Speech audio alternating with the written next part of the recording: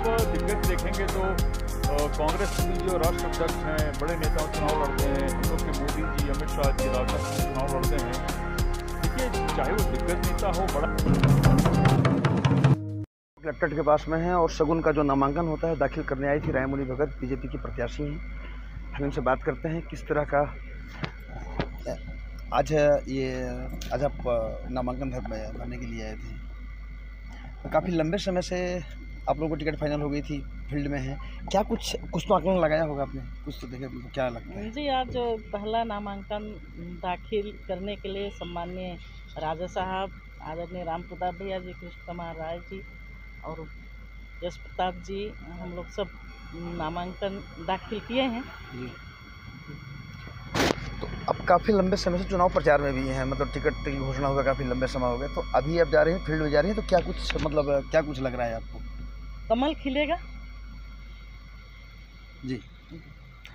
कांग्रेस तो कहती है कि काफ़ी हम काम किए हैं 5 साल में, तो ऐसे में कमल कैसे खिलेगा? विकास, अगर कांग्रेस ने विकास किया 5 सालों में, तो भाजपा कमल कैसे खिलेगा?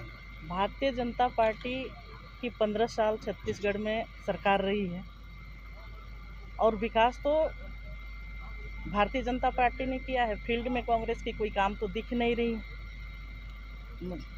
मैं पूरे दावे के साथ कह सकती हूँ, भारतीय जनता पार्टी विकास पर चुनाव लड़ती है और इस बार भी विकास पर ही चुनाव लड़ेगी और विकास कार्य दिख रहे हैं। सेंट्रल गवर्नमेंट, केंद्र में मोदी जी की सरकार है और बहुत सारी अच्छी योजनाएं जन जन तक पहुंच रही है, विकास पर काम। तो ए.पी. रायमुनी भगत, जिनका कहना था कि ये जो 15 साल में जो विकास हुआ है, जो भाजपा ने किया है, उसका नतीजा निकलेगा और भाजपा फिर से जीतेगी। राजा रणविजय सिंह जी भी हमारे साथ मौजूद है। नमस्कार सर, ये 2013 में एक ऐसा वक्त आया था कि तीनों सीट पर भाजपा चुनाव जीती थी और काफ़ी ऐतिहासिक जीत हुई थी हर सीट से लगता।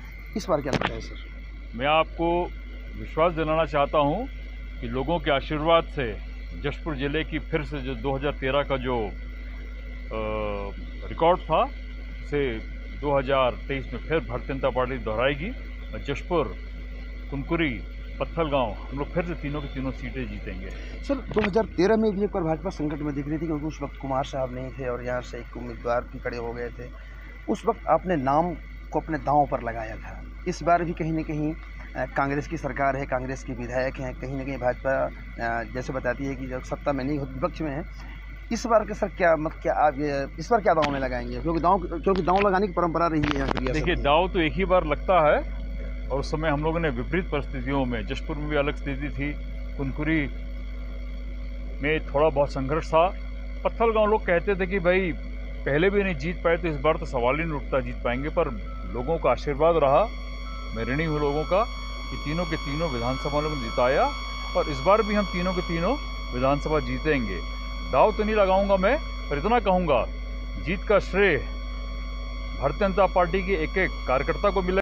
पत्थलगांव में सांसद गोमती साय को उतारा है मैदान में आप लोगों ने और विष्णु साय कुलपुरी से, 2 दिग्गज लोग हैं कहा जाए तो।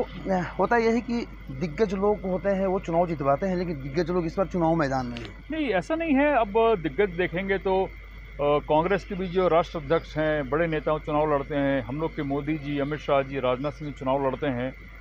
देखिए, चाहे वो दिग्गज नेता हो, बड़ा नेता हो, जो कार्यकर्ता है और वोटर हैं वो उनको बड़ा बनाते हैं। सेम यहाँ पर होने वाला है। जो बाहर के लोग जो गए हैं लड़ने के लिए, चाहे यहाँ से जो लोग लड़ रहे हैं, अपने जो वोटर हैं और जो कार्यकर्ता हैं वो उनको मिलकर जिताएंगे, फिर वो बड़े होंगे। सर, एक आखिरी सवाल, बीच में एक आया था कि आपने ये पार्टी का जो महत्वपूर्ण पद होता है आपने इस्तीफा दे दिया, कि आप नाराज चल रहे थे।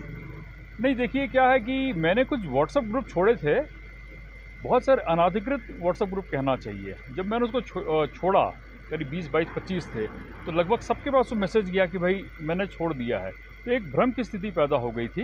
पार्टी जहां जैसा निर्देशित करेगी हम काम करेंगे। मैं अभी भी दौरे में निकल रहा हूं पंडरा पाठ तरफ, तो काम कर रहा हूं पार्टी और जीत हम लोग की होगी।